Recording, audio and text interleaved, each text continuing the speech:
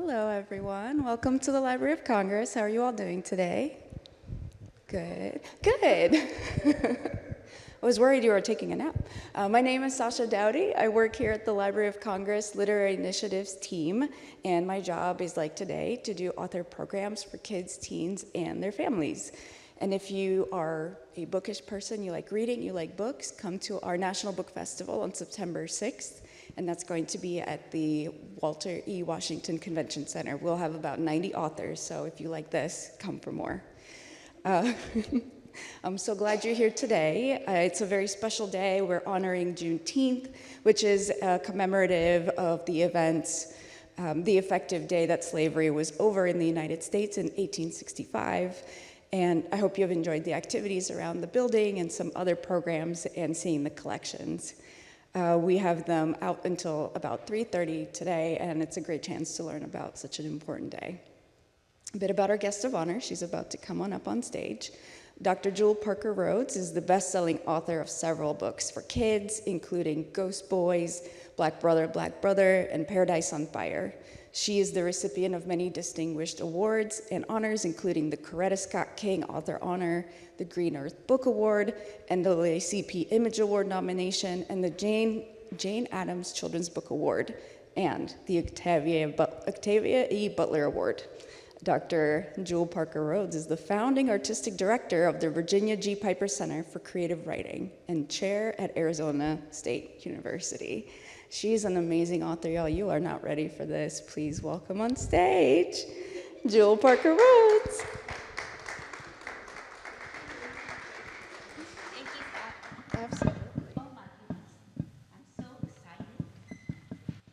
Is Carolyn coming too? She's coming too. Shall we have Yes. her on stage with you right If she now? wants her, yes.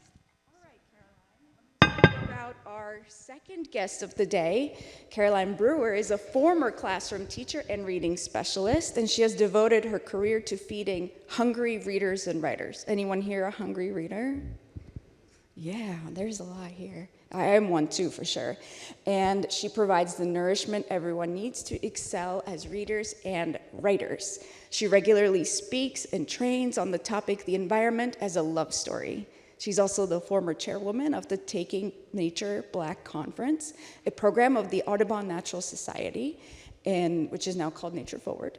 And Caroline Brewer has decades of experience in storytelling as a journalist, children's book author, and public relations professional, working with national celebrities, member of Congress, the White House, the Library of Congress, and maybe grassroots organizations. So let's welcome Ms. Caroline Brewer. Oh,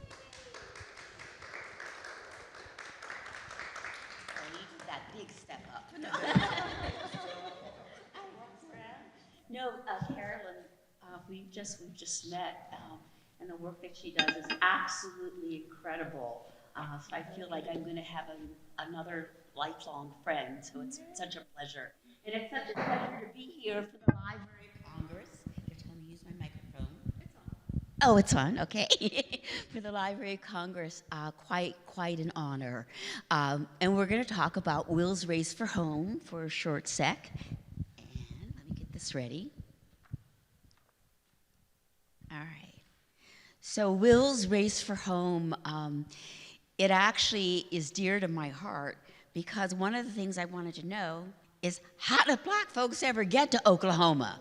You know, and it's really astounding because in all the Wild West stories or the Western discovery and expansion, they don't talk about people of other cultures. And there are people from all over the world that help come make the American West. There are also Black Americans. So particularly after the Civil War, a lot of the African Americans, when they were freed, they migrated north. And we all hear about the migrating north up to the Mississippi River, but some of them went west. And in my novel, Will's father, Will is the protagonist, his father goes to west and he ends up in Texas as a sharecropper. Do you know what a sharecropper is? Well, a sharecropper was somebody who grew cotton for a master or sort of fellow who owned the land. So it's just like being a slave all over again. So instead of not being a slave and working for free. They were working land for a white master, white owner, and then getting paid maybe $20 for a year's worth of work. And so they find out about the Oklahoma land rush, that unassigned public lands are to be thrown open for settlement. Noon Monday, April 22nd, 1889. And Will's dad, he hears about it from a white man who basically says, oh yeah, I've known about this since last spring. And now it's Christmas. And he's telling Will's dad about that. And he says, hey, take the flyer, take it. But he knows Will's dad can't read because slaves didn't learn how to read. But guess who has a superpower in the family? Will does. Will can read, and Will reads the land rush, and he discovers that now I understand what rush means. Rush, rush, rush, because 2 million acres won't be enough. Not for everybody. Each man or family can claim 160 acres. Not everyone will succeed. Land will run out. It isn't fair. Not everyone can win. So many could lose. We could lose. So Will and his father, they have 4 months to get ready to make this land rush, to go from Texas to Oklahoma. And it is indeed rush, rush, rush. But can you imagine if you had been a slave and if you were also working on somebody else's land, what it would mean to finally own your own acres, to have your own land? And so it's a marvelous, marvelous thing. So sometimes the long way is the only way home, and they take a long way to get to Oklahoma land rush. Okay. There's Will with his mule Belle, his best friend, and there's his pa when he used to pick cotton, and they go from Texas all the way to Oklahoma.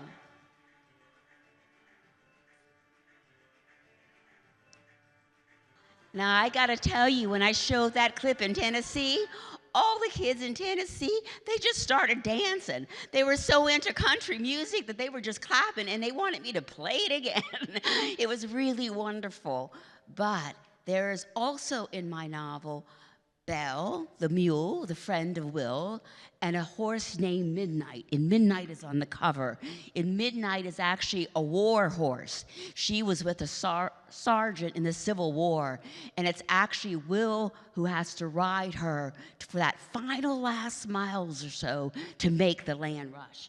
So we don't think about it today, but animals were just as important as people in conquering and expanding into the West. Now, Will at first just thinks it's going to be an adventure, but he doesn't know how hard it's going to get. He doesn't know that there are going to be coyotes and foxes and snakes and all kinds of dangers. And their first night out together, Will and his dad are bunking down for the night, and guess what? Belle's pawing, snorting. Maybe she's dreaming. Hee-haw, she squeals. Hee-haw. Tied to the tree, she's stomping her hooves. Hee. Belle, I call, anxious. Her brays are louder, more high-pitched. She's in trouble.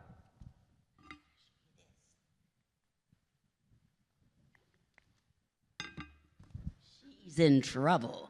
I grab a spare log, dash, and see Belle's lead rein. Instead of drooping, twisted around the tree. She has less space to move.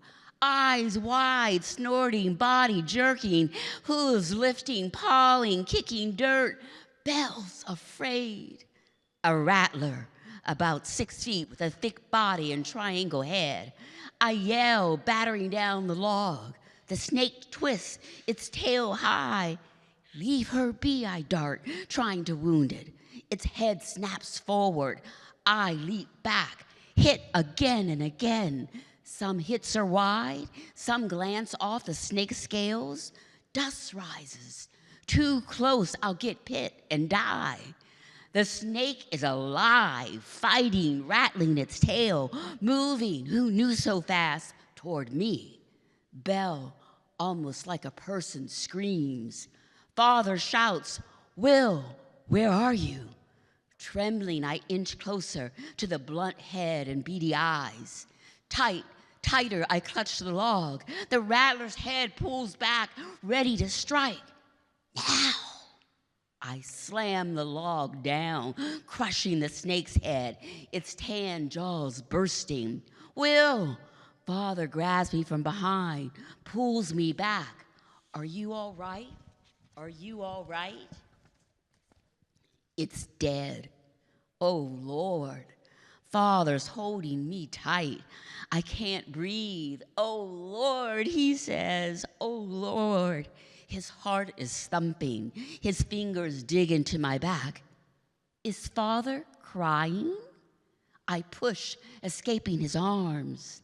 I can't lose you, Will. Father's face is twisted. My brain balks. Me? Father can't lose me? I need to see to Belle. I sputter. Yes, like I taught you. Always take care of the animals. I pat Belle's side, crooning. It's okay, Belle. It's okay. Over Belle's head, Father looks at me. You did good, Will. Without Belle, our journey, everything I hoped for, Father swallows, would have been lost. I bury my face in Belle's rough coat, willing myself not to cry. Without Belle, I would have been lost. Does Father feel the same about me? Moving quietly, deliberately, Father adds more logs, including the bloodied one, to the fire. On either side of the fire, we cocoon beneath our blankets. We're both awake. I can tell by Father's now steady breathing. I barely breathe. He's thinking of me. I'm thinking of him. Falling stars, rising flames, flying sparks. Father and I are in new territory. Now, Father and Will have not been close because Father's been working all the time trying to figure out how to get ahead. So during this long journey, the two of them become closer than ever as he recognizes how Will has become a young man. They also have to cross this thing called the Red River, and it really is red, but it's like swampland. So you get stuck in it, and hundreds of people trying to cross the river died. Their wagons got stuck. The horses drowned. People got drowned. It was awful. So guess what happens? Belle gets stuck with the wagon. And who has to save her? Do you know? Will does. And they make it across the river into Oklahoma. So here's Dad saying, Will, you'll die on your own land. Right? I can't even see that far. I'll die trying. And that's Father wanting to find home for his young black family. And there's another phrase, you can't always tell a friend or enemy until it's too late. Now, Will discovers that there are bandits, thieves, people who are cheating to get the land. And then he meets this wondrous black man, an ex-soldier who has U.S. buckled on his belt buckle. So he's a sergeant, and he's fought in the war, but he's also good with guns. So Will at first thinks he's a gunslinger. But no, he's just trying to get to California to find some peace after fighting for black people's freedom. The problem is that he's traveling through the South. Texas and Oklahoma were Confederates. And so literally all the sheriffs, the townspeople, they see him and they go, oh, and they want to fight the Civil War all over again. So he helps Will and his family, but he's also a problem for them too. Now check this out.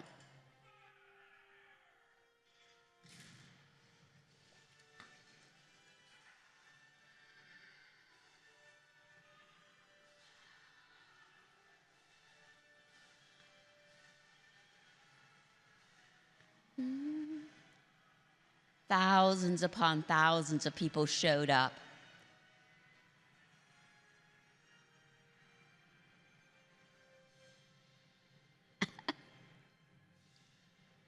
Now, when I was a little girl in school, and for some of you that are still in school, you may have studied the land rush, but they never told me that black people participated. I never saw images. And even here, this is a movie, Far Away, with Tom Cruise and Nicole Kidman, that they produced in 1992, not so long ago, but did they show anybody who was non-white being an entrepreneur, getting out there and discovering land and making the traveling of the land rush? No, but they showed Nicole Kidman because their big thing was that they were really being politically smart because they were showing that women did it too. But there were lots of women, not just one Irish woman. So I want to share history and show us all that the land run, which was so important to expansion, was not just an all-white land run. This is very typical of pictures in history books. There were all kinds of people from all over the world who participated. It was a multicultural event, but you would never know it from our education system. Now, the cons of the land rush were many, but one in particular is that they, through various legislative acts, stole the 160 million acres from Native Americans. And one thing that I didn't know about history is that a lot of the Native Americans in Texas and Oklahoma actually fought for the Confederate.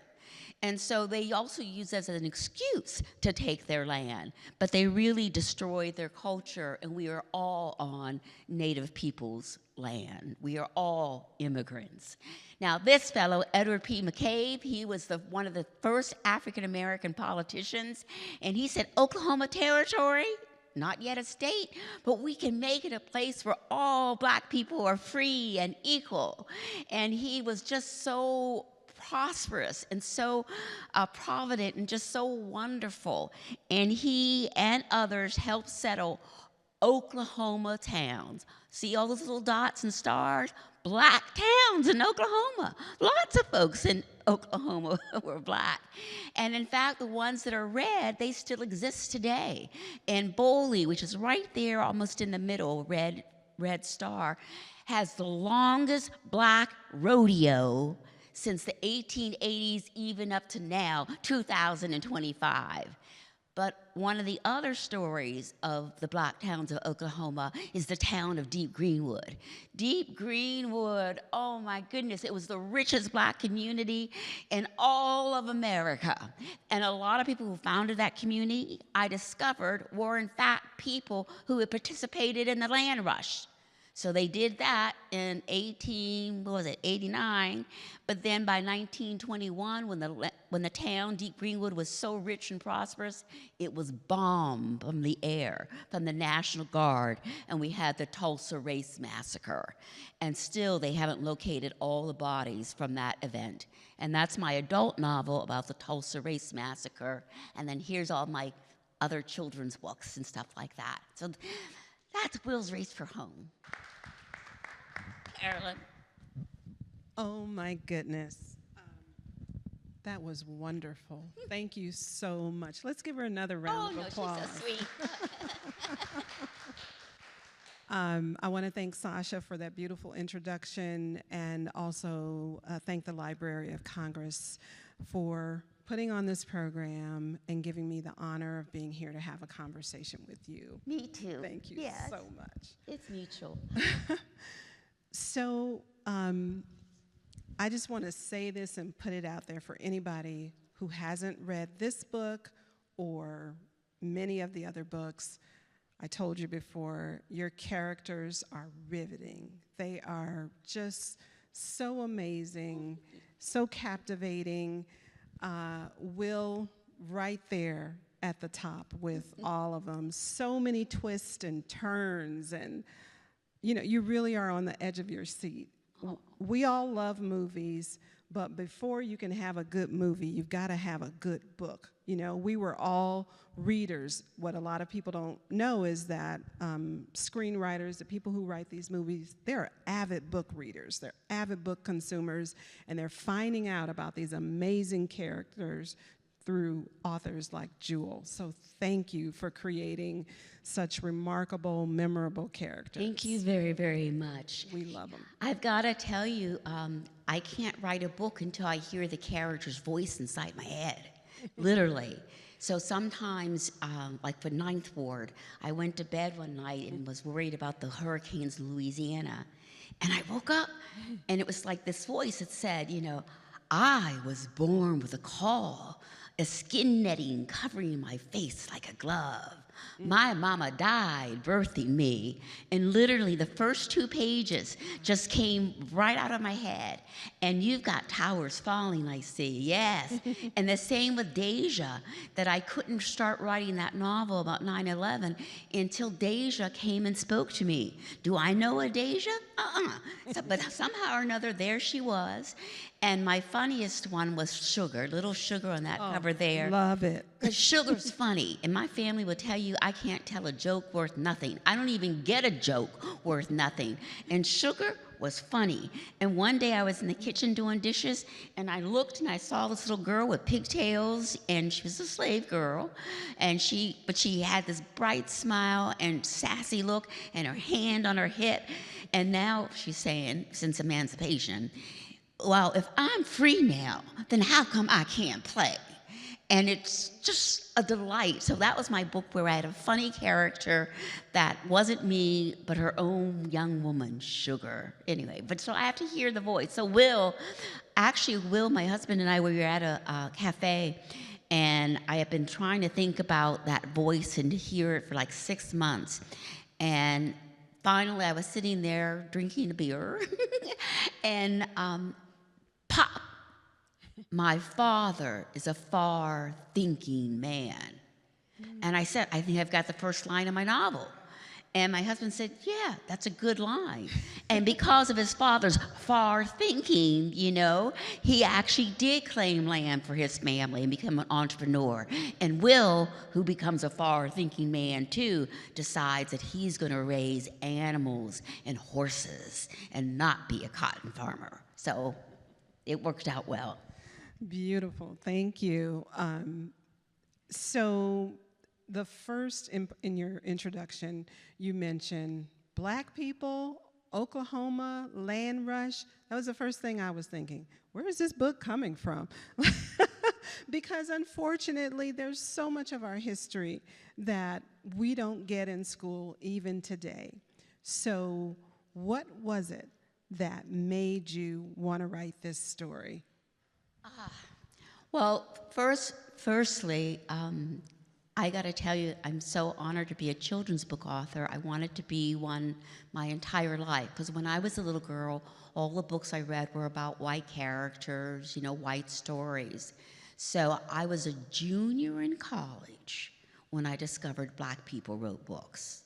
And I literally changed my major the very next day. And a lot of it was me reclaiming history and trying to find out these African American stories and the oral storytelling tradition. And I started writing adult novels, and I wrote adult novels for 30 years, trying to become good enough to write for children. And so for me, it's very special. So usually it's about something I don't know. So Magic City, which was my second adult novel, I had learned about the Tulsa Race Massacre in the Parade magazine, and it had a picture of how the community had been bombed from the air and how Black people were given green cards and they had to stay in tents during the harsh Oklahoma winter. And it was like, one, how did the Black people get there? Two, it was the richest Black community in all of the United States, and I had to go see. So I started researching and went to Oklahoma several times, and that massacre happened, and it was horrific. But this was 1998. And when the book came out, the Oklahoma papers wouldn't even publish a book review about the book. And I started getting Ku Klux Klan letters, and the people who would do a book review of my book, they would get letters saying, this never happened, you know. And now a lot of people know about the Tulsa Race Massacre.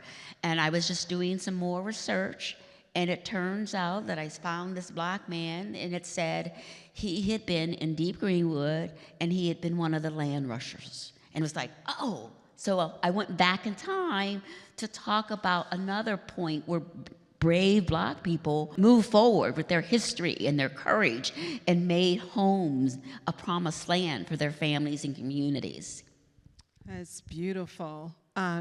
And so here you are, living your dream as a children's book author and making history, or as an author, period, yes. Making history, writing books about things that have never been written about in the way that you have written them. And so how do you have Magic City, so how do you go about finding the historical documents and primary sources that you need to tell Will's Race from Home? Well, because I had had this decades-long sort of history with Oklahoma, I've had the privilege of being in Oklahoma many, many times and getting a real sense of the Black segregation there. In fact, one day I took my daughter there for a festival that featured Maya Angelou, and I was so excited. But we actually got to see the Klan live and in person. Mm-hmm. And I said to my daughter, Kelly, I says, oh, your mom takes you on a field trip and you get to see the Klan. It's like, ah! But so I had the experiences of being in their literary festival. They also, at the University of Oklahoma, have an imprint that specializes in world literature that they've asked me to do work for them. There's also the museums, and there's also the internet, and I love books. And so I basically order all the possible books you can think on the topic, and for Magic City, there weren't many, but there was one by a white Jewish man, Scott Ellsworth, called Death in a Promised Land. And so he gave me that imagery of the promised land that I was then able to interweave in Magic City and in Will's Race for Home. So one of the things that I try to keep is that the history is important, and it's important that it be authentic, but you also have to tell a story. So sometimes when you're doing cultural literacy, they hammer home, that the culture, but then it's not necessarily a book that the kids want to stay up all night reading, So I try to combine, got to keep turning the page, all the while that you're learning history. And I also like to write books that you might read more than once, because you'll get more stuff as you read each book and reread, and more bits about the history that are there. And the finer points about, like, the belt buckles. I did not know that, the Confederates, they designed their own belt buckles, and then the Union soldiers, they had their belt buckles, and that's how they could tell you were an officer. And so just literally wearing that belt buckle makes, my character, Caesar, the ex-sergeant, a target. So those things I find later as I'm writing along, but the general gist of the story, I find through research, and then I reimagine it. So it's kind of like when you're writing a story, what would it have felt to have been like, 12-year-old Black boy by yourself on a horse in that crowd you saw trying to do the land rush and trying to figure it out, and that's just puts you there. Yes, it really did. It was just compelling. So what are some of the primary sources that you came across in your research? Actually, in terms of primary sources, mainly they were sources that had been collected from the archives in Scott Ellsworth's Death of a Promised Land. So I visited, the Tulsa Race Massacre area, and then also the Historical Museum of Oklahoma has, primary sources. But they're the research is important, but it's also, I'm an artist, so it's like I reimagine, so it sparks, so it's like Ursula Le Guin, who is one of my favorite writers of all time, said that truth is a matter of the imagination.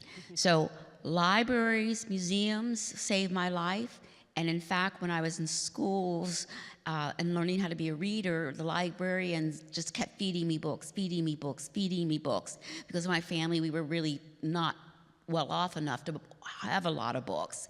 And so one of the things, about that sense of the library gave me my voice, and then I developed my imagination and my sort of ethos that all of us are part of a human family. All of us deserve to have our stories told and shared. And then the idea that I want to show multicultural folks. So there are white characters in Will's Race for Home. There are Vietnamese characters in the Ninth Ward, and all of that is historically accurate as well.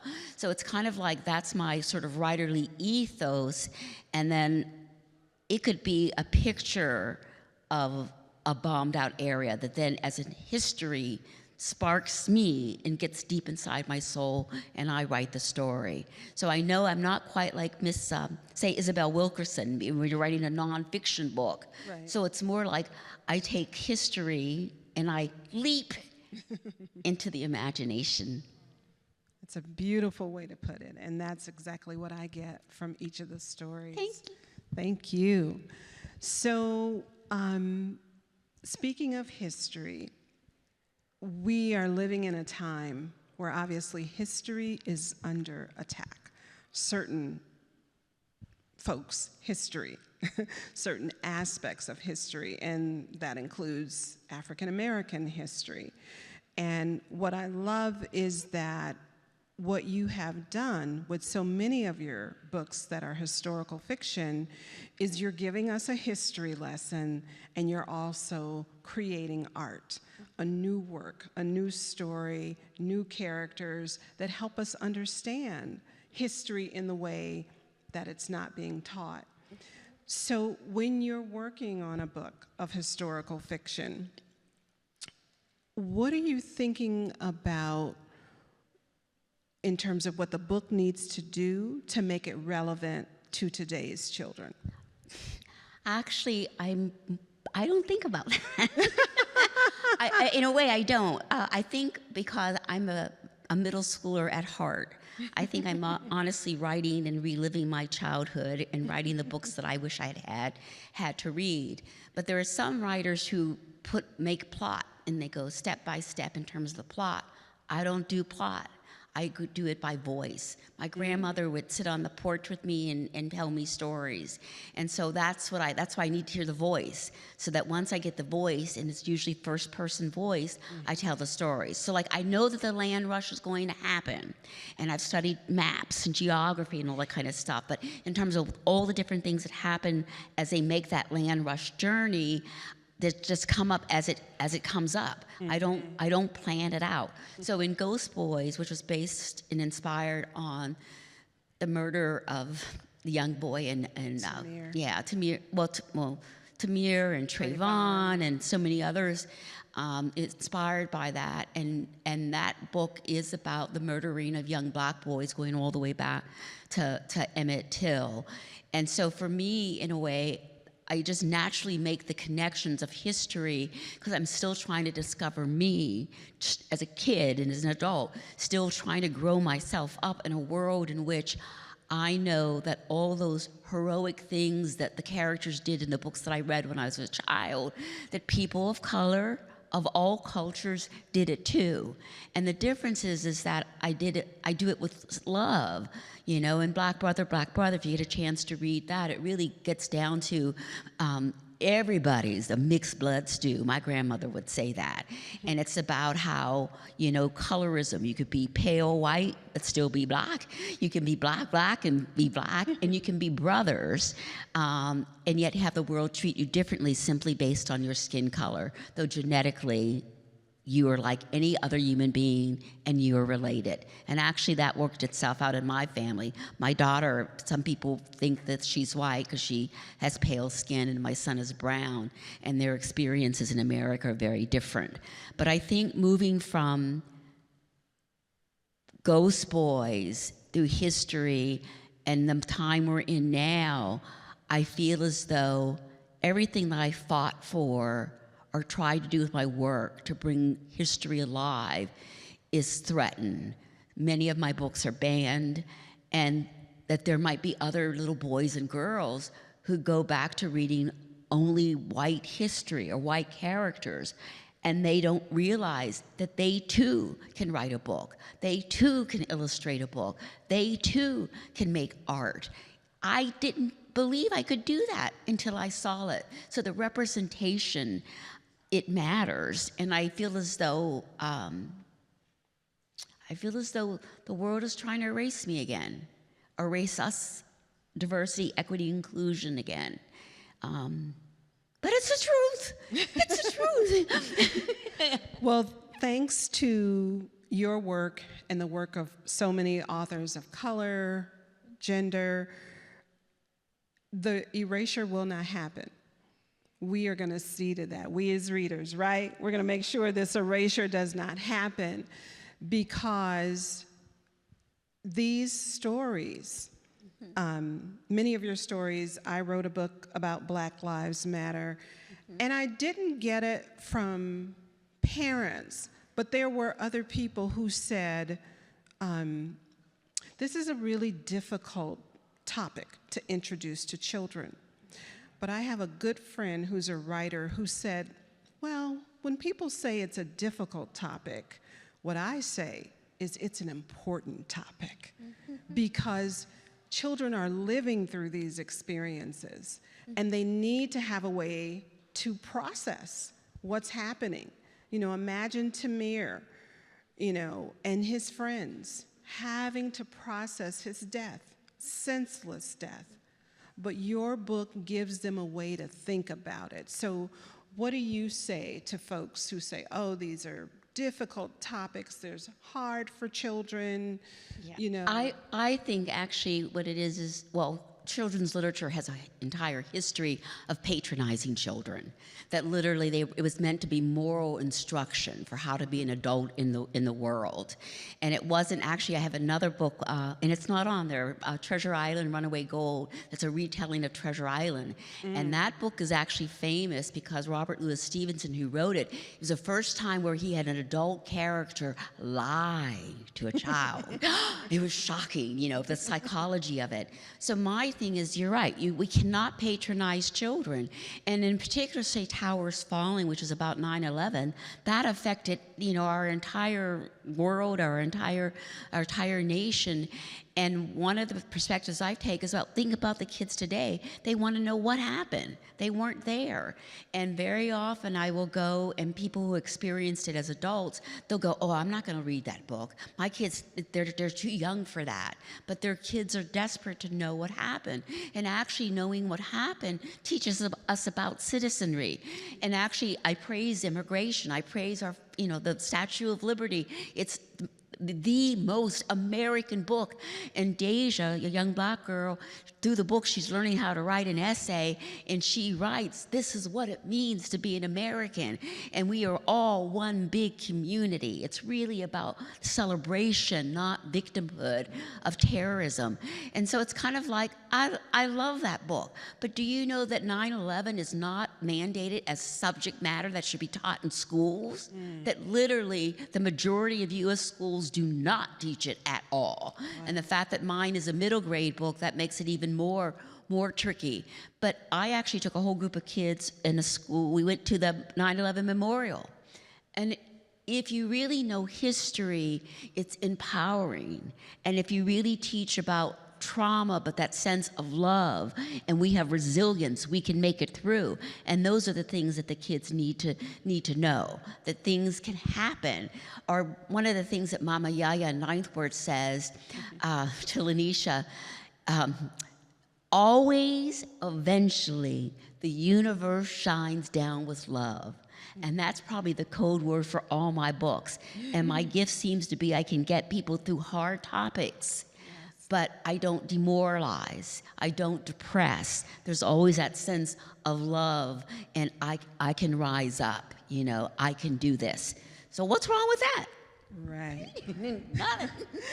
Readers understand that, and that's why we love books, because we know that there's going to be some kind of transformation happening, there's going to be upliftment, there's going to be a sense of hope, and a deeper understanding. And when it comes to children, that shows them we respect them. We respect their intelligence. Absolutely. And so it connects thank even you. back to the Holocaust books, because when I started doing 9/11, I visited a school, Towers Falling for 9/11, visited a school that was right across from the towers. And the kids saw it all. And the teachers were so sort of like struck that they didn't think to move them until one of the kids says, doesn't Joey's daddy work in that building, you know? My gosh. But I said, well, how do you teach hard topics? And in the 5th grade, they teach the Holocaust, you know? And some parents, they say, don't want them to teach that. And it's always a big battle, you know? And they definitely say, we're not going to be teaching about 9/11. But it's kind of like, How will they know what to? They'll be citizens in 7 to 10 years. They'll be old enough to vote, old enough to be in the service and to die for their country. You know, and you can't talk to them and get them ready by giving them knowledge and information about history. So that's what I try to do. But I did model how that school taught the Holocaust using interdisciplinary artwork, music, art, science, you know, English, all these different subject matters. And I think that we can approach hard topics in that interdisciplinary way that makes it accessible. Yes. Thank you. Yeah, that's beautiful, and it's creative, and it demonstrates your intelligence when it comes to connecting with children, you know, through stories, but through art, beyond stories, and that is so powerful. I just never grew up. Well, that should be the case for all of us. So I want to give the audience a chance to ask some questions. I'm not sure where we are with time. Can somebody let us know about how many minutes? Okay, we're doing good. Okay. All right. So anybody in the audience have some questions? All right. I think Sasha's going to bring you a microphone. Oh, thank you. What's your next book? Oh, that's my sister, y'all. My next book is actually about a robotic dog and a real dog. I've also been into science fiction and, you know, all that kind of thing. And at Carnegie Mellon University, where I graduated from, and I'm one of the trustees, I got to have one of the world's acclaimed robotic experts, Marcel Hebert, take me to the robotic lab. And it was also then this idea that, well, what about consciousness? Because, you know, if it's like, is it like the Blade Runner or the androids? Is it real or is it Memorex, you know? And I was also influenced by Philip K. Dick's Do Androids Dream of Electric Sheep, from which they based Blade Runner on. And so it's a science fiction story. This boy has a robot dog, but then he doesn't have access to the computer and the programs anymore, but he has an incubation of a real dog incubating. And then the robot learns from a real dog, and they become friends, and maybe one of them gets badly hurt, or maybe one of them dies, I don't know. But all I know is that it starts with the robot dog, and it ends with the robot dog saying, "I am dog." And so the sense of consciousness and stuff. So I'm a little scared of it. And let me just say, I'm scared every book I write. I'm scared. I don't think I can do it. And with Sugar, my husband, it was a mess. And he's like my really first editor, Brad over there, and helps me. But I'm a little bit scared of the robot dog. And you know, in publishing, they tell you to write the same thing over and over and over again. And I can't, because I can only write what I'm interested in. So that's why my books are so different, about wildfires, you know, about plantations, about the BP oil spill. I just get to live all these other lives. Yes, So I have another question. Huh? Where do you begin when someone commissions you to rewrite a book like Treasure Island? Oh, now, Do you reimagine it? that is the first, Treasure Island, Runaway Gold is the first book that I wrote based on somebody else's idea. Temple Hill is a film company that gets writers to write books that they want to turn into a film. It has not sold as a film yet, by the way, and I'm contracted to write them another one. But that was very particular. I've taught Robert Louis Stevenson. You know, he also wrote Dr. Jekyll and Mr. Hyde, and so I knew the whole pivot of how important his book was. And they said, oh, we want you to set it in New York because you wrote Towers Falling in New York. Okay. And then one day I'm just sitting there, and I think Bradley might have given me this idea. How would they sail in New York? Skateboards. And that's what they talk about, sailing on skateboards. So my hero, Zane, he's skateboards. And then there's also the underground subways that didn't finish getting built. That's where the pirates live, who are a lot like Dickens, Charles Dickens, tribe of boys who were pickpockets, a lot like that. And they have a lead pirate who teaches them how to survive. But the real key is I had learned about the African American Museum burial ground, that Wall Street is literally Wall Street because they had a wall there in which they sold slaves. And that if you go, they can show you how underneath all the sediment, they just kept building more and more city on top of the graves, and it goes down deep, way, way deep. And so when they were in the Bush administration getting ready to make another government building, they had a rule that you had to sort of investigate the land. And they found that this last quarter acre had bones. And so they excavated some of those bones and decided to turn it into a memorial to the African American history. But it's really an amazing story. And actually, one man who was like very famous for being a restaurateur, he was the first black man where literally New York Chamber of Commerce basically had Wall Street and everything shut down for when he died, for his funeral, because he was so beloved. He even sent oysters to Queen Victoria, and she sent him back what was the equivalent of today's Rolex watch. But they didn't know that he also participated in the Underground Railroad for people who were trying to make it to Canada. So he was two-faced, and that's just like, the pirate in Treasure Island, Two-Face. So the whole idea of the Two-Faced and Wall Street, one of the buildings is the old Woolworth building. That's where they do the Harry Potter movies. That's the Ministry of Magic or something like that. And that whole idea of working with that duality struck a chord in my heart. And so I agreed to do it because it really was, that would be a passion. But that's the only book that I've written so far that was commissioned. And I also hoped it would help make a movie faster. A lot of my books are under contract to become movies, but it's like, I don't know, it never seems to happen. So I have my fingers crossed. But I am going to do another Treasure Island story for them, and maybe that will be made into a movie. Yeah. All right. Well, we're going to send out all kinds of positive vibes for these books to become movies, because they need to be seen by more and more people. Thank you. Thank you. Yeah. Okay. Do we have other questions? I have one. I love how you described hearing your characters' voices. I'm wondering if you could share which one or two of your characters have had a lasting impact on you. Oh my goodness. I think that's a great question. Well, it is, and it's like, I think that they all have had a lasting impact, but Lanisha in Ninth Ward was the first child to grace me with her presence, so she has a special place in my heart. Sugar showed me that I could, at least in my imagination, be funny. I could be something other than I was, But I think in a way, in Paradise Fire, the young girl is African and African American, and her parents died in a house fire, an apartment fire, and somehow she survived. And her name is Adago in Nigerian, and Adago means, basically eagle. And I found out that in Africa, they used to have an eagle festival, that because of climate change, they no longer have that festival. And then how that mirrored with America's American eagle and our representative. But basically, Adago draws mazes, and she looks for escape routes. And I think that was like me in my childhood. I wanted to escape, that it was really a hard time and place to be. So she's really like mentally, how do I get out of here?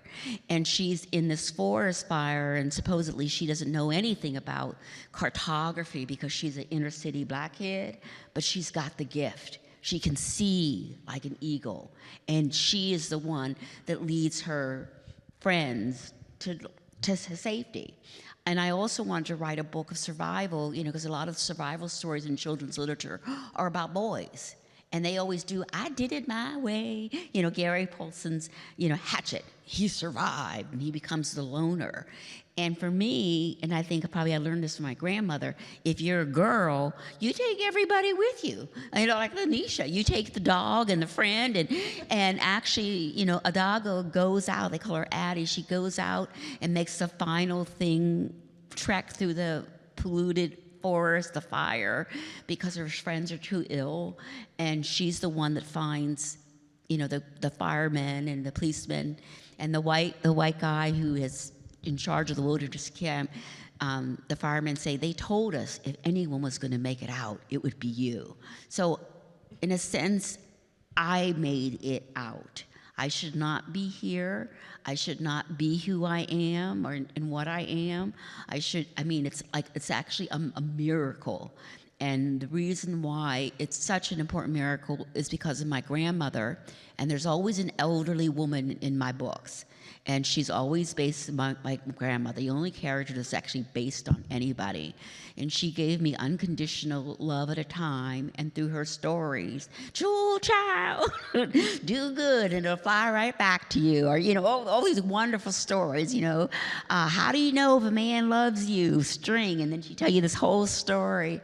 And she should not have been asked to raise me and a lot of little cousins. She should not have had a stroke and a heart attack and died in her 50s. She should not have had to have done all of that, but because she did that, she made me. And she was the one who also gave me that spirit of trying to see the world despite color and other differences of height and stature, we are all one human family. She never finished 3rd grade, but she was the wisest woman that I've ever known. And so she's it. But I think with Paradise, and all the books have impacted me a lot, but Paradise, I'm probably more like Addie. I was always looking for how to survive, how to get away, and lots of things about my childhood I literally have just blocked out. So I think writing these books, I'm reliving my childhood, but living it in a way that reinforces you're okay, you're okay, you're okay. And actually at the end, Addie, she does fly spiritually. And she understands how her parents had thrown her out the window. So that's also like Toni Morrison's end of Song of Solomon. Did she really fly? And actually, the firemen catch her in the thing. But Black people could fly. So Virginia Hamilton's book, The People Could Fly, that was an important book to me, too, because it was sort of like when the griot of the slaves says to the woman, remember your name, go where you got to go, after she's been beaten by the slave holder and she's carrying a baby on her back, and he whispers in her ear, and then she rises up as a blackbird and flies. So basically, you heard me talking. I go off on these tangents. That's how my mind works. Do you know what I mean? All these different things, all just, and right? My husband can tell you, I don't know how I write these books, but I'm probably most like Addie. And when I told Brad I was writing a sports book about hiking and canoeing and swimming, he laughed, because I can't do any of that. I still can't swim because of segregated swim things. So the idea that she learns what she needs to be in order to survive that world. But yeah, I do not know how I write these books. That's the honest to God's truth. I do not know. But Addie, I'm Addie. I made it out. All right, thank you. That's so powerful, because when children are thinking about who they want to be, what they want to be when they grow up, and someone like an author comes to mind, to hear your story and to know that what you've really done is to be curious about the world and to be unafraid to challenge yourself, to write about things that you know nothing about. That is such a powerful legacy to leave to our children. Thank you so much. I do tell the kids, having that courage. if you do the hard thing, you can never fail. Because even if you, quote, fail at the hard thing, you've learned so much trying to reach that high. And you get stronger and better and better. And that's been my philosophy about writing. I don't think I can do this. And I remember my editor saying, Jewel, do you want to write about the murder of young Black boys? No. Well, what about Towers Falling, the 9/11? You should write about, no. And then somehow or another, they weave themselves in my soul. And I do tell my editor, if I don't get it right, we won't publish it. Because I'm not writing for money. But I do love the challenge and learning the challenge. But it also fundamentally is because children deserve the best. That's why I had to wait until I was like in my mid-50s to start writing for them, because only then did I feel as though, oh, I might be able to do this now. It's beautiful. Thank you so much. All right, Sasha, is it time? Thank you. It is time. Okay. Just wrapping up for everyone, we have a signing next door if you'd like to grab a book. And I just want to thank Walter Disney for sponsoring this event for us. Thank you. We appreciate it.